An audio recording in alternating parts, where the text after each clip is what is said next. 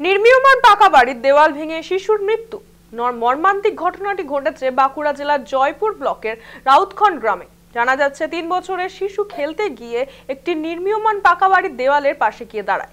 ওই দেওয়ালে কাঁথা শুকোতে দেওয়া ছিল। খেলার ছলে সে কাঁথা ধরে টান দিতেই আচমকাই ওই দেওয়ালটি হুড়মুড়িয়ে ভেঙে পড়ে ওই শিশুর ওপর। রক্তাক্ত অবস্থায় তাকে স্থানীয় হাসপাতালে নিয়ে যাওয়া হলে চিকিৎসকরা তাকে মৃত বলে ঘোষণা করেন। ঘটনায় কান্নায় ভেঙে পড়েছে গোটা গ্রাম।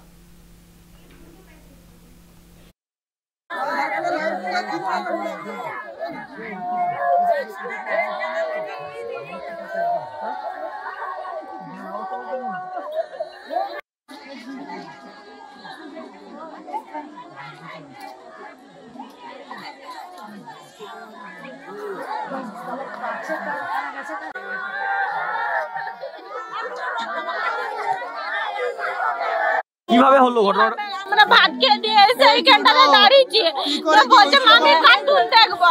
তো ওইখানে একটি কাঁথা শুকাচ্ছিল, কাঁথাটি ধরে টেনে দিতে ওই কাঁথটি একবারে মাথায় পড়ে গেছে। ওই সঙ্গে সঙ্গে হসপিটাল নিয়ে গেছিলেন?